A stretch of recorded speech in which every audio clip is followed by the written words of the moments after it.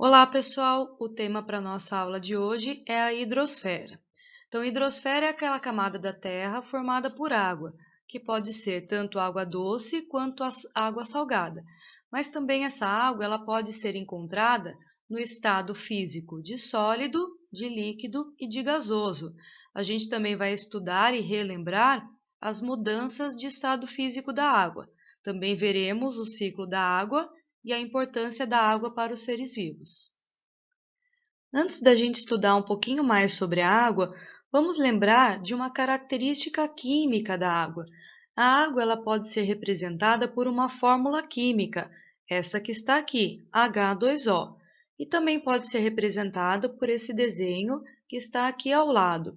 Como que eu interpreto uma fórmula química? Bom, toda molécula ela é formada por uniões de átomos de elementos químicos. No caso, quais são os elementos químicos que fazem parte da molécula de água? Nós temos o elemento químico hidrogênio, representado pela letra H maiúscula, e o elemento químico oxigênio, representado pelo O maiúsculo. Então, esses elementos, eles são ligados através de ligações químicas. Mas qual é a quantidade de cada elemento que faz parte dessa molécula? Então, nós temos dois elementos, hidrogênio, e um elemento oxigênio.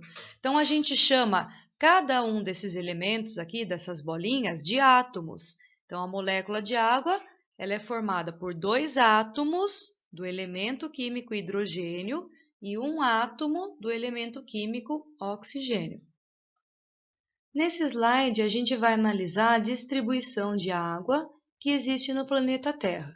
A gente sabe que 71% da superfície da Terra é coberta por água, mas essa água ela pode ser água salgada e a água doce. De toda essa água que existe na Terra, 97,5% ela é salgada. Então, nós temos apenas 2,5% de toda a água existente sendo água doce. Só que essa água doce ela pode estar em forma sólida, como é o caso das geleiras e calotas polares. Então, quase 70% de toda a água doce está congelada, então não está acessível para a gente.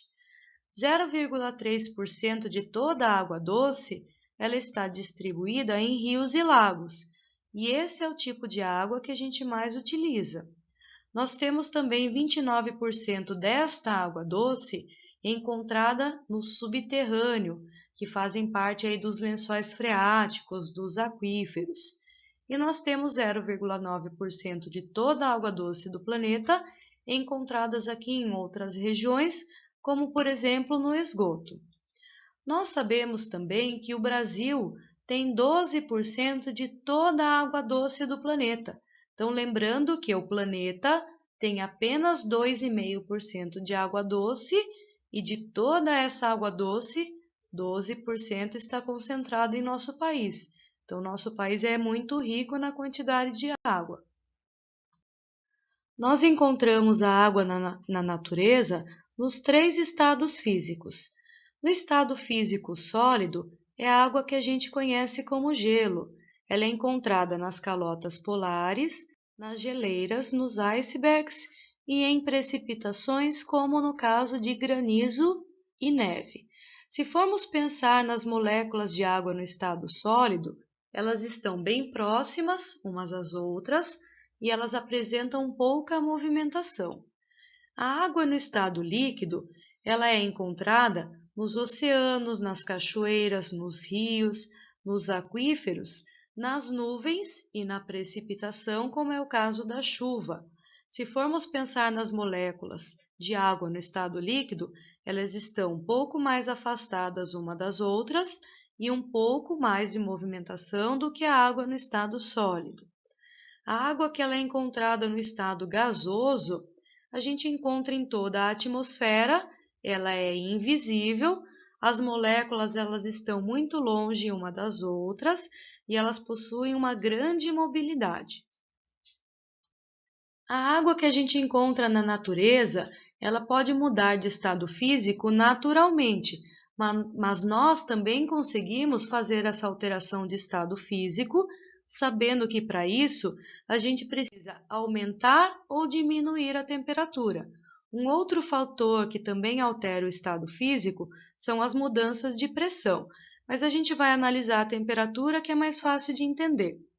Então, se eu tiver uma mudança do estado sólido para o líquido, do líquido para o gasoso, nós estamos aumentando a temperatura. Então, para o lado direito, são as mudanças que ocorrem com o aumento da temperatura. Para o lado esquerdo, são as mudanças que ocorrem com a diminuição da temperatura. Então, se eu quiser passar a água do estado sólido para o estado líquido, eu preciso aumentar a temperatura e esse processo se chama fusão.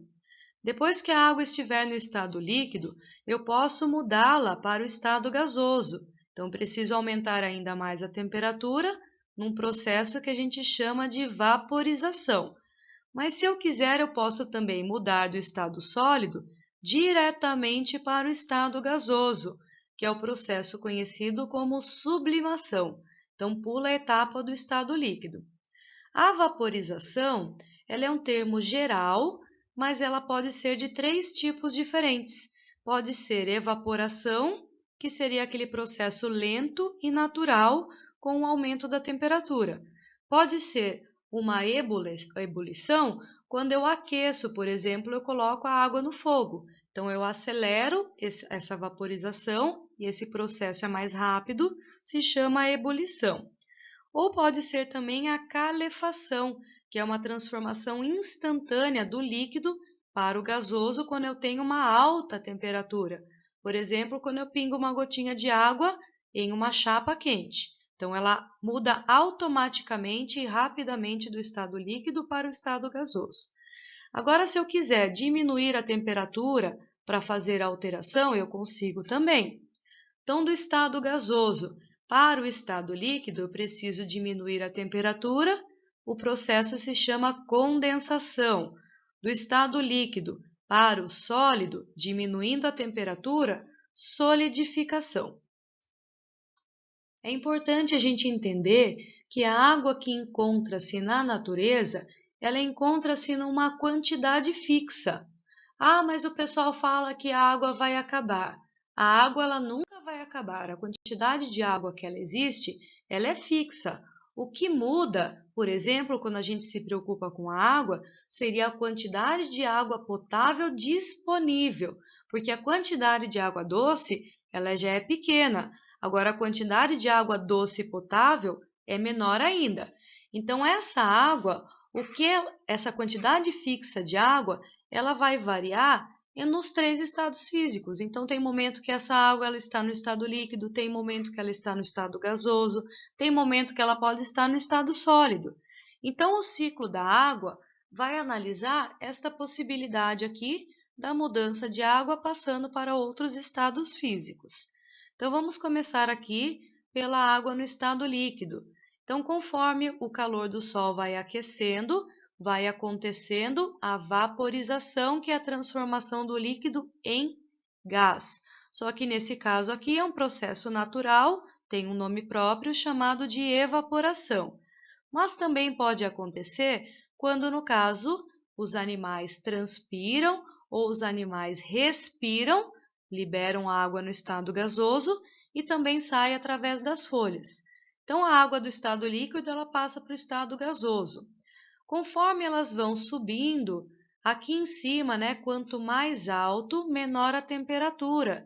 Então, lembrando que quando você tem um gás e você diminui a temperatura, vai voltar para o estado líquido.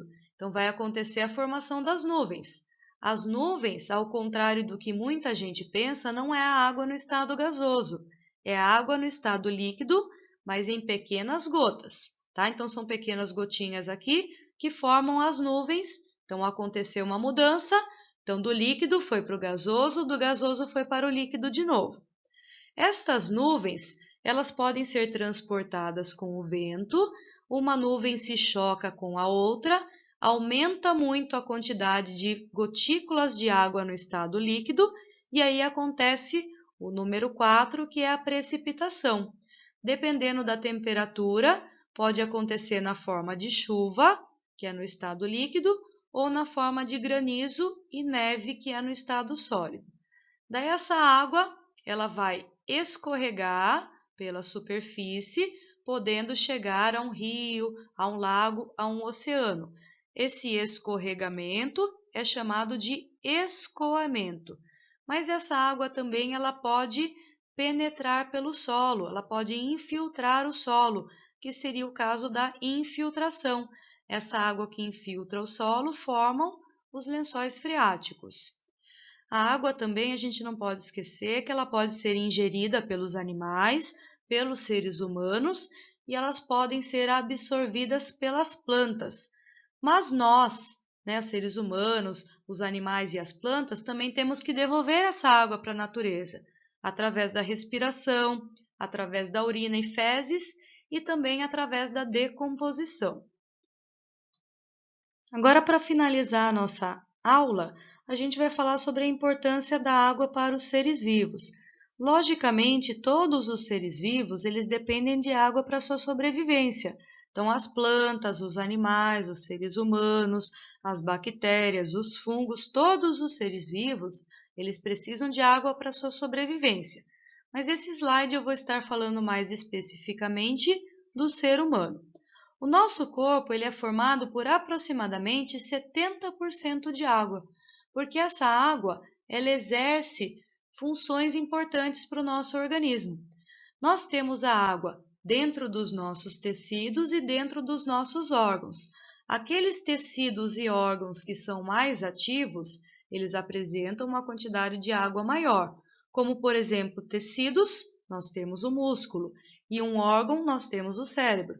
O cérebro é o órgão que apresenta a maior quantidade de água dentro do seu corpo. Então, vamos pensar na função da água para o nosso organismo. Então, a água ela é importante para dissolver diversos tipos de substâncias, tanto substâncias tóxicas, como os nutrientes, como hormônios, como gases do tipo oxigênio, gás carbônico, eles vão ser dissolvidos na água. Por que eles precisam ser dissolvidos na água? Para serem transportados. Então, a água também vai exercer a função de transporte. Esse transporte eu vou pensar principalmente quando eu falo em sangue. Então, o sangue ele é formado por uma grande parte de água. Então, essas substâncias estão dissolvidas na água que faz parte do sangue e o sangue transporta essas substâncias. Nós também utilizamos a água para eliminar substâncias tóxicas presentes no nosso organismo. Como que a gente faz isso? Através da urina. Então, a água que sai na urina, ela está carregando substâncias tóxicas que estão dissolvidas nela. A água também auxilia no processo de digestão. Então, se a gente for pensar lá no estômago, dentro do estômago tem o suco gástrico. E o suco gástrico ele é composto por água. A água também ela auxilia na manutenção da temperatura. Então, falando de sangue, o sangue é líquido, é formado por água e ele transporta e distribui o calor para o organismo. Mas se você tiver, por exemplo, com calor, a sua temperatura interna ela está mais alta, então você precisa regular diminuindo essa temperatura. Como que o corpo faz isso? Fazendo você suar. Ao suar, você libera a água do seu corpo. Liberando a água do seu corpo, você libera calor. Então, o suor é uma forma de regular a temperatura, porque está muito alta a temperatura e você suando, você diminui a temperatura interna.